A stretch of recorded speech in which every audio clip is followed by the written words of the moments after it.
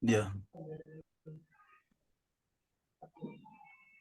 Buenos días, señor docente. En esta oportunidad vamos a exponer la tarea académica número uno. Los alumnos que integramos el grupo somos Margot, Jefferson, Mirko y Percy. Para empezar la exposición vamos a hablar sobre la breve reseña de la organización. En este caso es el caso de Indecopi, que Indecopi es una institución pública encargada de promover y proteger la libre competencia de los derechos de la propiedad intelectual en el país. El caso a exponer es el caso laboral número 30535-2019, Lima, donde Indecopi es la institución demandada, lo que implica que se encuentra en el lado opuesto del trabajador del presento la demanda o quien presentó la demanda por el despido considerado nulo.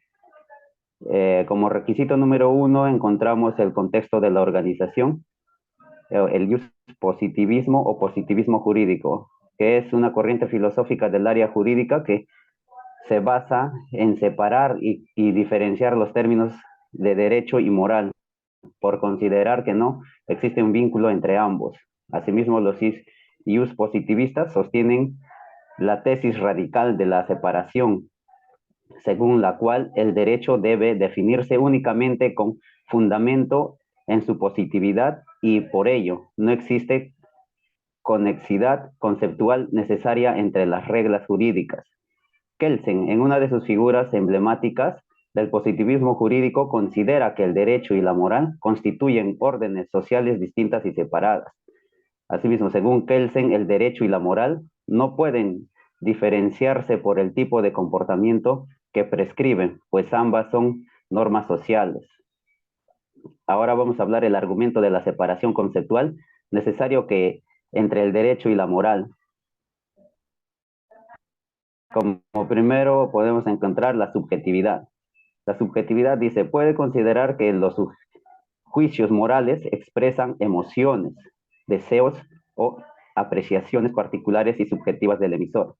Como otro carácter encontramos el escéptica. Puede sostener que los juicios morales expresan propiedades metafísicas. Asimismo encontramos como tercer carácter, encontramos pues relativista. Puede considerar que los juicios morales se refieren a reglas objetivas y válidas para un contexto social.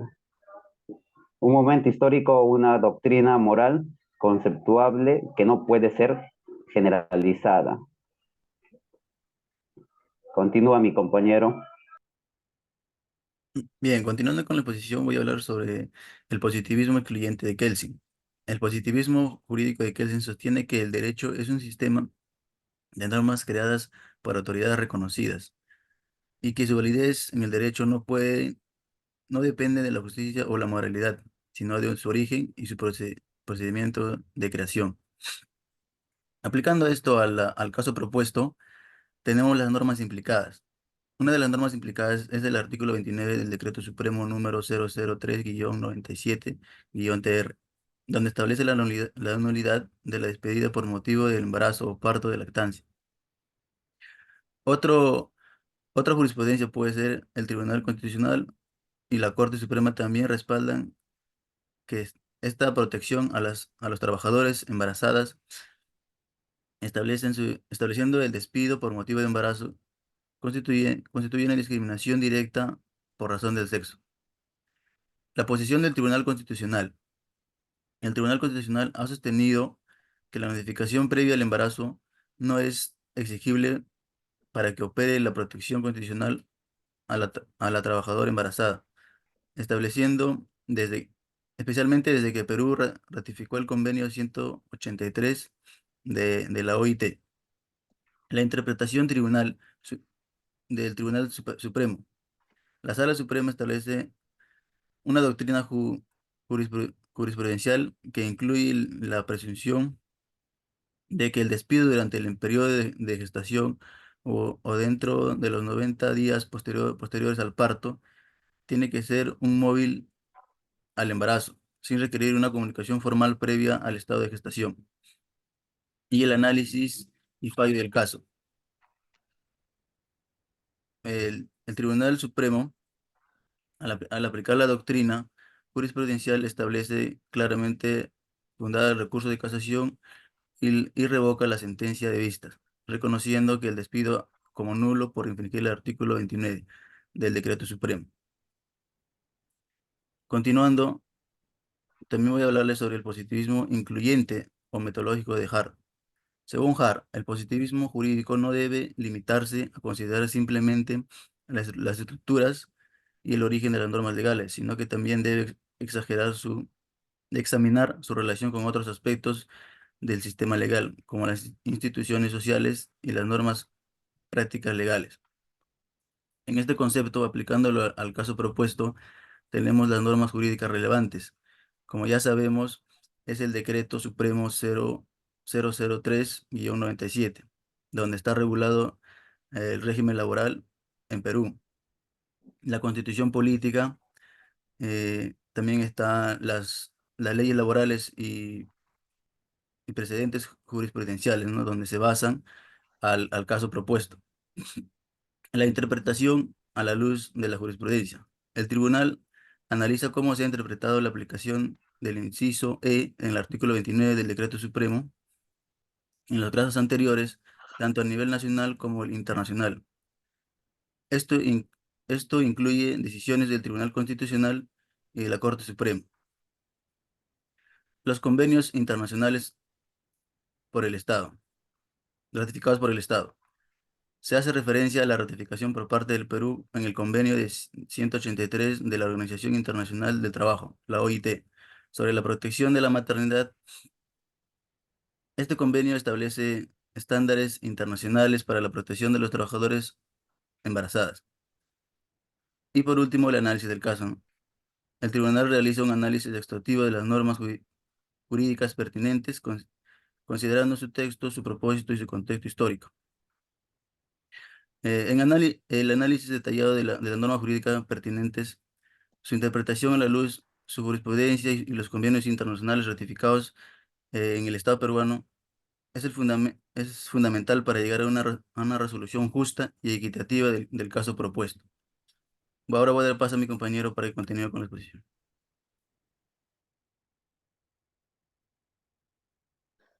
Muy bien, continuando con la exposición y tocando el requisito 1.3, el positivismo crítico de Ferrajoli, ¿no? Vamos a tocar digamos, la crítica del positivismo de Luis Ferrajoli, ¿no? Y qué relación esta toma con la casación laboral que hemos elegido en este citado caso, al fin de poder tener una mejor comprendimiento de cómo esta tiene relación con la casación y cómo influye en las decisiones de los tribunales que en este caso han tomado, ¿no? Y han tomado a favor de la agraviada. Luis Ferrajoli es un eh, filósofo romano, nacido en 1900, por tener un pensamiento filósofo jurídico, asimismo por la teoría garantista jurídica de un Estado, ¿no? En torno a ello, Luis Ferrajoli sostiene que la doctrina del garantismo jurídico es una teoría jurídica que pone énfasis en la protección de los derechos individuales y en la limitación del poder estatal a través del derecho. Ahora, Luis Ferrajoli, su crítica al positivismo, dos ítems, digamos, diferenciando el derecho válido como el derecho vigente.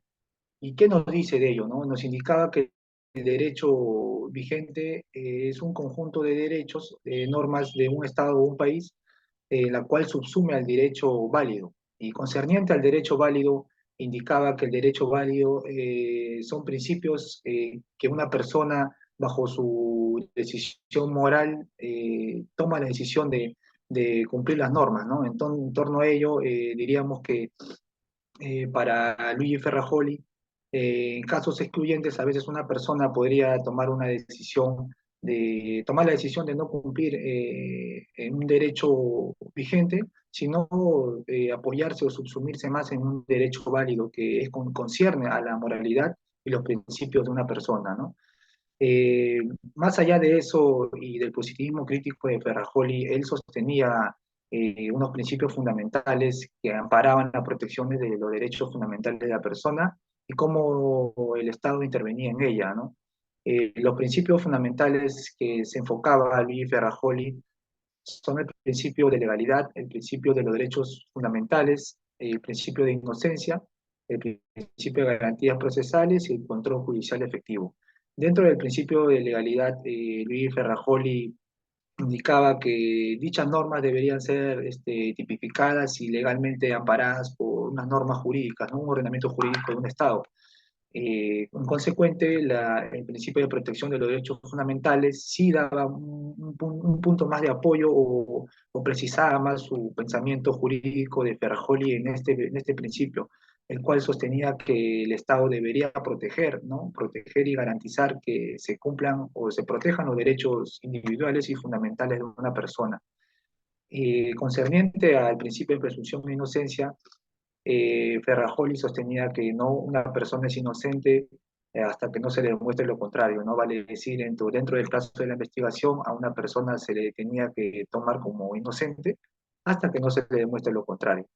En las garantías procesales o el principio de garantías procesales, Luis Ferrajoli indicaba que esta debería ser de manera equitativa y respetándose todas las legalidades de la investigación, ¿no? Unas garantías procesales tanto como para el investigado como para la institución ejecutora de la investigación. Debería respetarse los procedimientos, las garantías deberían ser tanto para el investigado y ambos equitativamente, ¿no? Ahora, en el control judicial efectivo o el principio de control judicial efectivo, Luis Ferrajoli sostenía que este subsumía todos los demás principios. Vale, decía el principio de legalidad, el principio de protección de los derechos fundamentales y el principio de protección de inocencia. Esta tenía que asumir el control de que todos esos principios anteriores ya expuestos deberían llevarse de manera efectiva y respetándose los derechos de una persona. Y en caso que esta no se cumpliese en uno de los principios, podría revocarlo, ¿no? Podría tomar cartas en el asunto y tomar otra decisión, ¿no? Es por ello que tomaba estos principios fundamentales a fin de dar un aporte teórico de las garantías jurídicas de Luis Ferrajoli. Continuamos, por favor, con el siguiente compañero. Ahora, ¿qué podemos decir? Podemos decir que Luis Ferrajoli critica el positivismo jurídico teniendo como referencia que el derecho es un producto social que debe basarse en los principios democráticos y el respeto a los derechos fundamentales de la persona, ¿no? Concerniente a ello y al caso que hemos citado nosotros a la casación laboral 30535-2019 Lima, vemos la vulneración de una persona en condición gestante, ¿no? De una mujer gestante en la cual ha sido ella despedida, ¿no? Sin una justificación alguna, más aún ella encontrándose en un estado de gestación, ¿no? Entonces lo tomamos con relación al pensamiento de Luis Ferrajoli y cómo él criticaba el positivismo de ello. Eh, Vemos que dentro de ese despido que le realizaron la institución Indecopi, no se respetó los derechos fundamentales de esta persona, más aún si ésta estaba en estado de gestación, ¿no? Podemos indicar que ahí se vulneró los derechos de la vida, en este caso de la misma persona, ¿no? Porque ella necesitaba un cuidado, una protección, ya que cuidaba a otra vida, que era en este caso el niño, y el derecho a un digno trabajo y a la dignidad de trato como ella debería recibir, ¿no?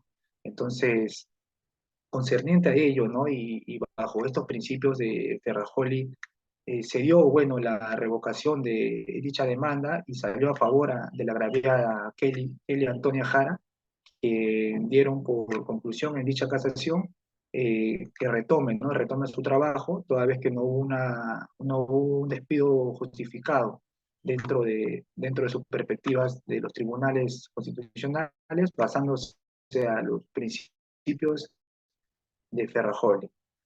Bueno, continúa mi compañero en este caso 1.4, ¿no? Para que continúe con la exposición.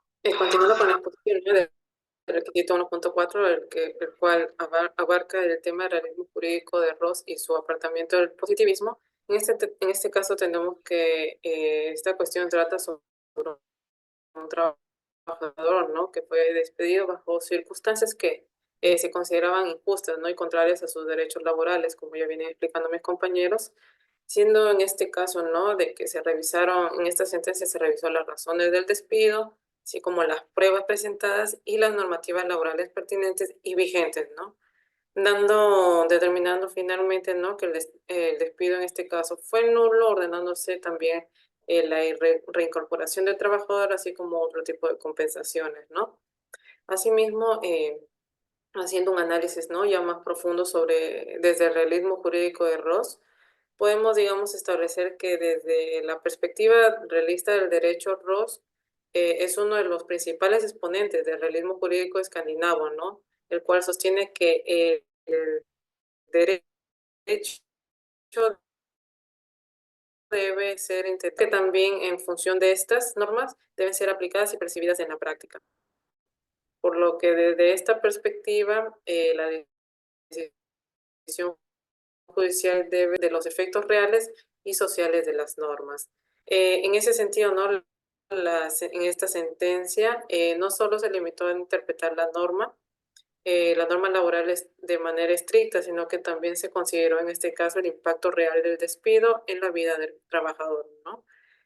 Por lo que desde este enfoque se alinea con la visión de Ross, ya que él subraya la importancia de las consecuencias prácticas y sociales de la aplicación del derecho, siendo que esta decisión de declarar nulo el despido refleja una valoración, ¿no? De la justicia social y la protección del trabajador, siendo que estos principios están en sintonía, ¿no? Con una perspectiva realista del derecho, perdón, ¿no? Por otro lado, si es que analizamos desde la perspectiva de Ross y su apartamiento del positivismo, podemos establecer que el positivismo jurídico tradicional, ¿no? Como le pone Kelsen, se enfoca en la norma pura y su estructura lógica, sin considerar como una práctica social que involucra interpretaciones y decisiones judiciales que van más allá del mero texto de la ley, ¿no? Del caso.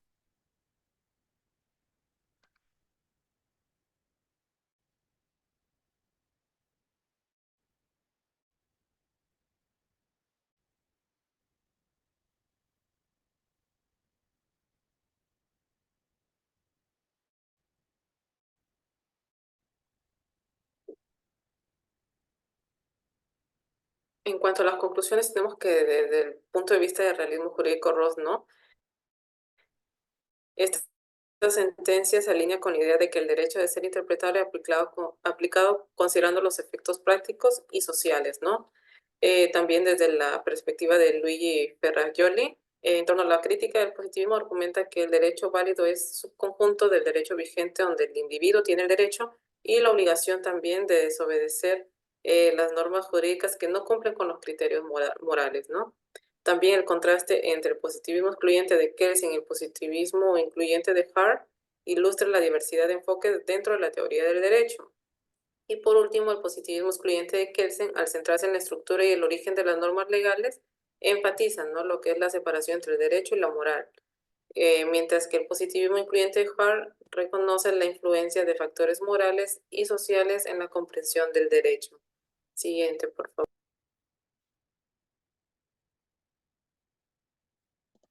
Muy bien. Como resultado, pudiese darse dentro de este caso citado que hemos tenido, en este caso podría ser como propuesta, ¿no? La reposición de la demandante a fin de que ella retorne a su trabajo, el pago de las remuneraciones devengadas, ¿no? Que haya perdido en todo ese tiempo de despido. Asimismo, debería haber un concurso público de méritos, la cual ella ingresó bajo ese concurso público de méritos, cumplimiento de la normativa laboral y la sensibilización y capacitación a su personal, a fin de que más adelante no pueda suceder estos casos, hechos similares. Como recomendación, hemos puesto como grupo que debería haber un respeto a los convenios internacionales ratificados, asimismo debería haber una claridad en la interpretación de las normas, ¿no?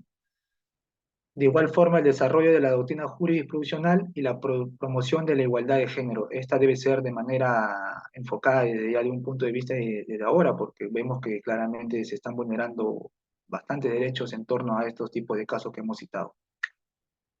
Bueno, eso sería nuestra exposición docente, espero de su agrado.